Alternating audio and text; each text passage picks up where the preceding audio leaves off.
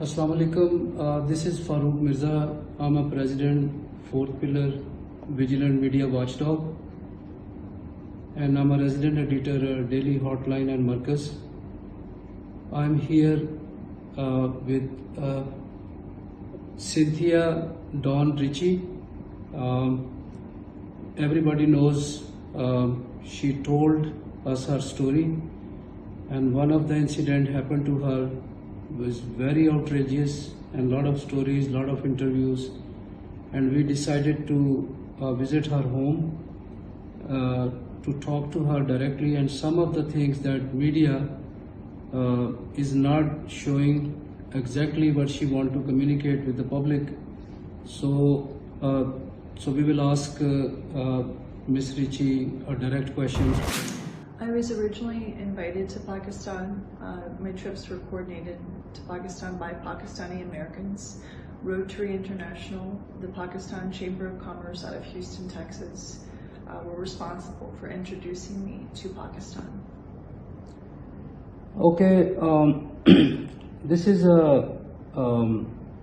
something that the public and the local Pakistani communities, they should know about.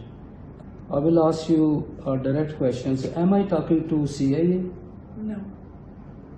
So how you can justify this major question, the media asking, it's everybody asking? There's, what's interesting is that that's sort of a catch-22, because when I say I'm not CIA, then people respond with, oh, that's the first thing CIA would say. I don't know. My best guess is to make humor out of it and tag CIA on Twitter. Let's ask CIA. Maybe they'll say, no, Ms. Ritchie doesn't work for us, according to human resources. There's no way I can say other than look into my history. I welcome investigative journalists to do their job. Okay, fair enough. Pakistan has a lot of attractions. One is tourism that you like most. Then mysticism, we have a Sufism. We have a lot of blessings here in this country. What most you like that inspired you to be here and decision to stay here for a long time, almost 11 years. So, can you please explain to me? Despite the challenges that I've had here, I've discovered so much more beauty, both in nature and in the human spirit in Pakistan. Some of the most beautiful, some of the kindest people I have met have been some of the poorest people in the villages and the places that I have traveled. And the continued learning of various cultures and faiths, belief systems, is what has always intrigued me about Pakistan. Great. One more thing, Cynthia, you accused 3 individuals, they are related to Pakistan People's Party. The most, the case is a rape case is happened. Can you tell us what exactly happened and how Mr. Rahman Malik come to that point and he dashed at you, tiger dashes lamb. So how, can you tell us a little more detail? Yes, the 3 people that I recently mentioned included former Federal Health Minister Makhdoom Shahbuddin, the former Prime Minister Yusuf Gilani, and the former Interior Minister Rahman Malik. To be very clear, because some of the Pakistani media have misreported what I said about my interaction with Makhdoom Shahbuddin, 98%, the vast majority of my interaction with Makhdoom Shahbuddin was very pleasant. It was very cordial. I found him to be very witty, but almost like sort of an annoying uncle in some ways. The isolated event that was slightly inappropriate was when I was upset about something personal. He came up from behind me, surprised me, and gave me a bit of a shoulder massage, and then his hands moved further down my back, and I stepped away and said, that's not necessary, that's inappropriate. That was an isolated event, end of story. Prime Minister Gilani, I was actually invited to the presidency while he was Prime Minister, and this was coordinated by, again, Pakistani Americans, a small delegation that wanted to do business with the government of Pakistan. And I was invited as part of that delegation. The entire meeting was most cordial. Prime Minister Gilani seemed to be a bit unwell. I don't recall him eating or drinking anything that was provided to us. But when we went to say our goodbyes, he gave me a hug and his arms graced the sides of my breasts. That's the end of that story. It was an inappropriate hug, and when I stepped away and I remember looking at the other 4 men that were in the room, and they looked down and away as if nothing had taken place. So did you react at that time, or you asked him? I just stepped away and I said, I'm ready to go. Okay. Because no one, it was very clear to me that no one in the room was going to say or do anything. The reaction was as if nothing untoward had happened. Did you meet him after this incident again? I saw him at different diplomatic receptions from a distance, and then once again more recently, I believe last year. Last year meet with him. Okay, can you tell us some more details about the rape case that you talked about? This is a bit more detailed because when I was first taking my trips to Pakistan as coordinated ultimately by Farhana Swati, she is the daughter of the former Minister of Science and Technology, Muhammad Azam Khan Swati.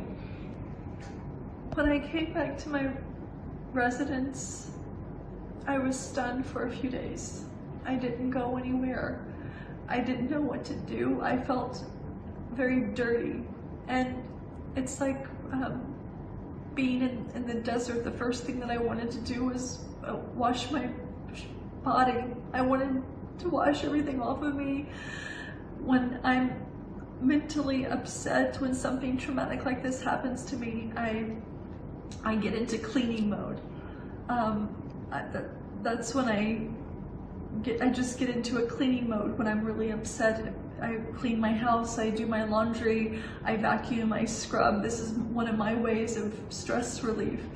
And I laundered everything. I didn't think to keep anything that might have some DNA or anything like that, but when he said he would spill outside of me, I don't know. I wasn't in my mind at that point to be able to think, okay, there might be some residual or trace, and even if I did have something, who was going to believe me in Pakistan?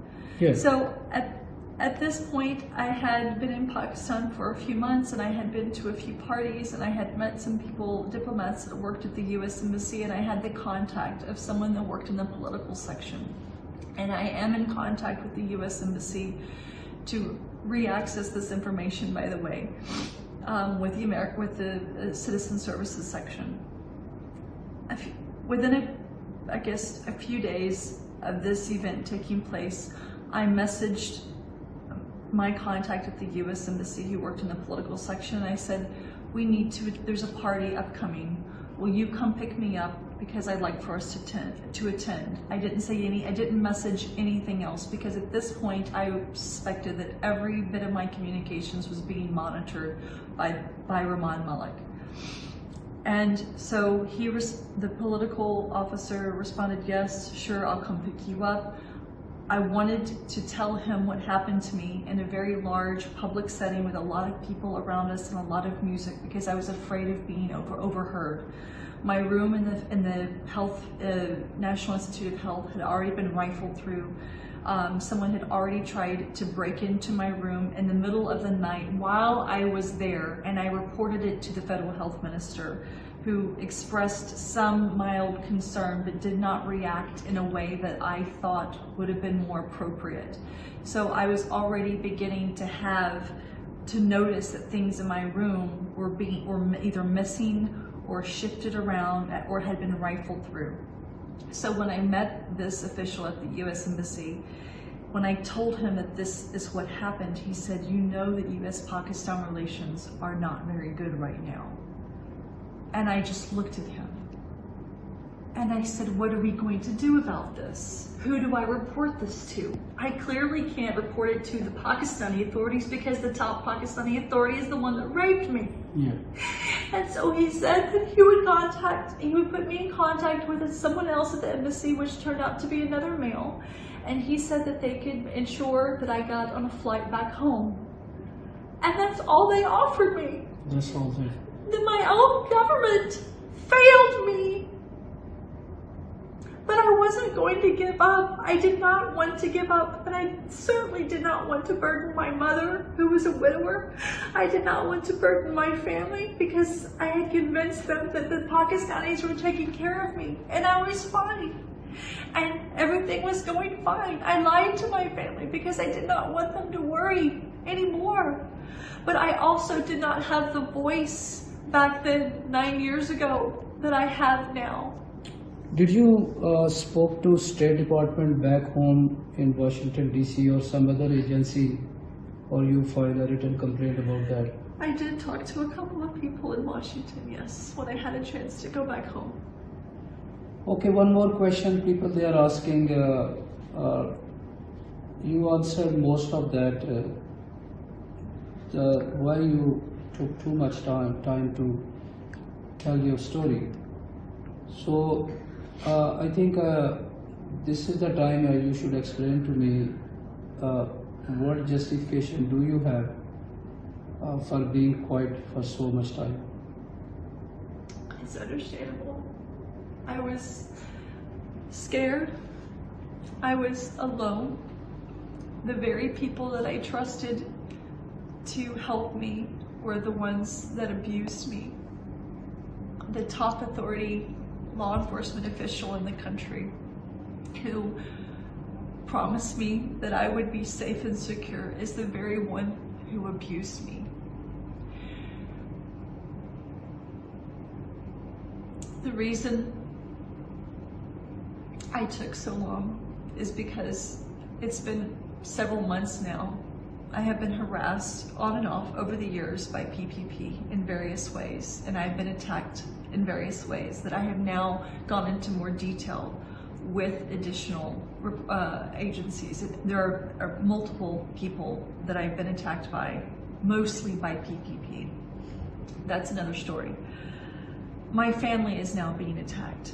Several months ago, a fake social media profile was created that contacted my two sisters. And